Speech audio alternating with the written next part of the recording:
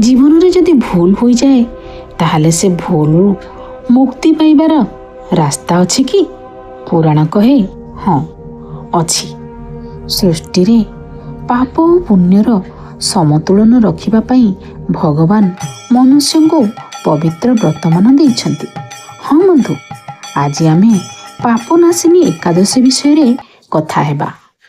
ସୃଷ୍ଟିରେ ପାପ ଓ ପୁଣ୍ୟର ସମତୁଳନ ରଖିବା ପାଇଁ ଭଗବାନ ମନୁଷ୍ୟଙ୍କୁ ପବିତ୍ର ବ୍ରତମାନ ଦେଇଛନ୍ତି। ହଁ ବନ୍ଧୁ, ଆଜି ଆମେ ପାପନାଶିନୀ ଏକାଦଶୀ ବିଷୟରେ କଥା ହେବା। ପୁରୁଣା କାଳରେ ଋଷି ଚ୍ୟବନଙ୍କର ପୁତ୍ର ମେଧାବୀ ଋଷି ଜଙ୍ଗଲ ଭିତରେ ଘୋର ତପସ୍ୟା କରୁଥିଲେ।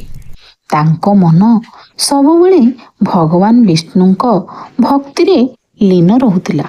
ସେ ଏତେ ଶକ୍ତିଶାଳୀ ତପସ୍ୟା କରୁଥିଲେ ଯେ ତାଙ୍କ ତପସ୍ୟାର ଶକ୍ତି ଦେବଲୋକ ପର୍ଯ୍ୟନ୍ତ ପହଞ୍ଚିଲା। ତାଙ୍କ ତପଶକ୍ତି ସ୍ୱର୍ଗର ଦେବତାମାନଙ୍କ ମନରେ ଚିନ୍ତା ବଢ଼ାଇଦେଲା। ଏହି ସମୟରେ କାମଦେବ ଋଷି ମେଧାବୀଙ୍କୁ ପରୀକ୍ଷା କରିବାକୁ ଚାହିଁଲେ। ସେ ସ୍ୱର୍ଗର ଅତ୍ୟନ୍ତ ସୁନ୍ଦରୀ ଅପ୍ସରା ମଞ୍ଜୁଘୋଷାଙ୍କୁ ତାଙ୍କ ପାଖକୁ ପଠାଇଲେ। ମଞ୍ଜୁଘୋଷା ତାଙ୍କର ସୌନ୍ଦର୍ଯ୍ୟ ଏବଂ ସଙ୍ଗୀତରେ ଋଷିଙ୍କର ମନକୁ ଆକର୍ଷିତ କରିଲେ। ଧୀରେ ଧୀରେ ଋଷି ମେଧାବୀଙ୍କର ତପସ୍ୟା ଭଙ୍ଗ ହେଲା। ତପସ୍ୟା ଭୁଲି ସୁନ୍ଦରୀ ମଞ୍ଜୁଘୋଷାଙ୍କ ମୋହରେ ପଡ଼ିଗଲେ ଋଷି ମେଧାବୀ। ବର୍ଷ ପରେ ବର୍ଷ ବିତି ଚାଲିଲା। ଋଷି ଅପ୍ସରୀଙ୍କ ମୋହରେ ବୁଡ଼ି ରହିଲେ। ଋଷି ଭାବୁଥିଲେ ବୋଧେ ଏଇ କିଛି ସମୟ ହୋଇଛି, କିନ୍ତୁ ବାସ୍ତବରେ ବହୁ ବର୍ଷ ବିତି ଯାଇଥିଲା। ପାଖାପାଖି 57 ବର୍ଷ କଟି ଯାଇଥିଲା।